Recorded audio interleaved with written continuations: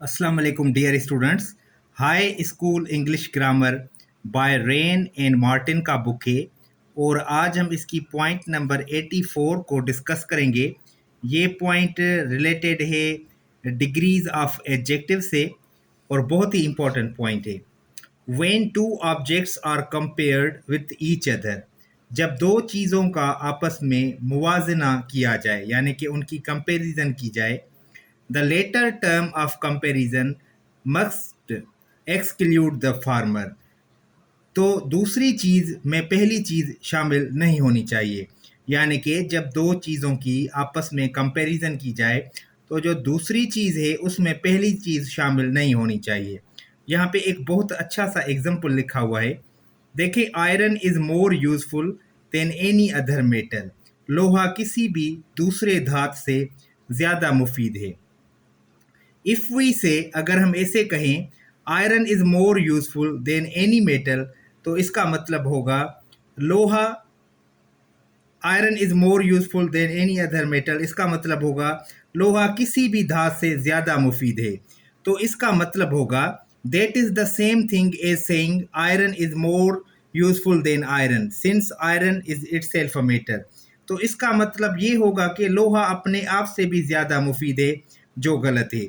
यानी कि अगर हम किसी चीज़ की दूसरी चीज़ के साथ कंपैरिजन करें तो पहली जो चीज़ होती है उसको हम खारिज कर देंगे। अगर मैं आपको अपनी तरफ से कुछ एग्जांपल्स दूं तो आप एग्जांपल्स को समझने की कोशिश करें।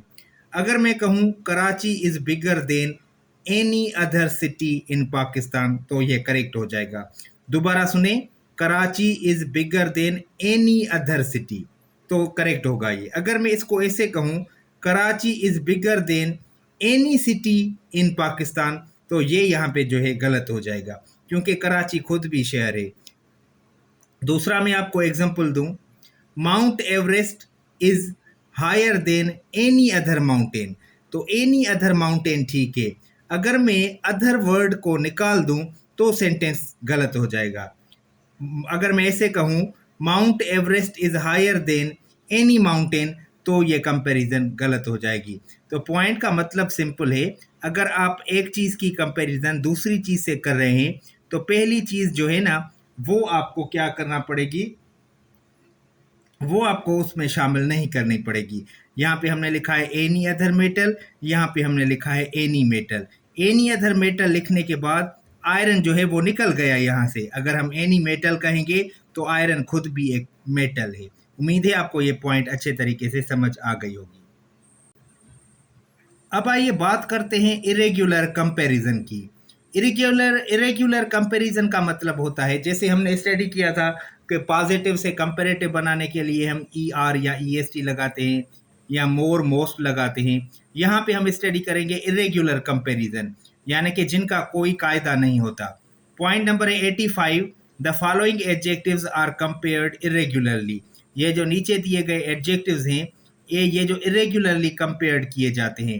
देट इज, यानी कि इसका मतलब है the comparative and superlative are not found from the positive, जिसका मतलब है कि इनका कंपेरेटिव और सुपरलेटिव पॉजिटिव से नहीं बनता।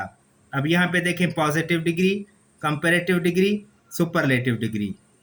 गुड या वेल, गुड भी एडजेक्टिव है और वेल भी एडजेक्टिव है। वेल तब एडजेक्टिव होता है जब हम किसी की हेल्थ की बात करते हैं, जैसे कहते हैं how are you, I am well, तो यहाँ पे वेल जो है ना एडजेक्टिव है।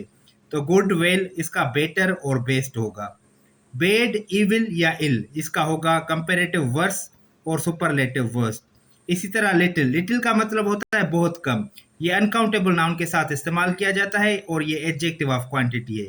लिटिल की कंपेरेटिव लेस भी होती है और लेसर भी होती है और सुपरलेटिव लीस्ट होती है। इसी तरह मच, कंपेरेटिव मोर, सुपरलेटिव मोस्ट, और मच जो है वो क्वांटिटी शो करने के लिए इस्तेमाल किया जाता है। इसी तरह मेनी, मोर, मोस्ट ये नंबर के लिए इस्तेमाल होता है। लेट का मतलब होता है देर। लेट का लेटर, लेटर इसकी दो कंपेरेटिव होती हैं, एक L A T E R, दूसरा L A double T E R. इन दोनों के दरमियान बहुत सा डिफरेंस होता है जो हम आगे चल के स्टडी करेंगे। और सुपरलेटिव लेटेस्ट भी होता है और लास्ट भी होता है। इसी तरह ओल्ड का कंपेरेटिव ओल्डर भी होता है और एल्डर भी होता है। सुपरलेटिव ओल्डेस्ट और एल्डेस्ट भी होता है। अब यहाँ पे देखिए, मच का कंपेरेटिव होता है मोर, फॉर एग्जांपल मेरे पास 2 बुक हैं और मेरे फ्रेंड के पास पास 5 बुक हैं, तो उसके पास पास ज़्यादा बुक हैं, तो मैं कहूँगा my friend has more books than me. ठीक है?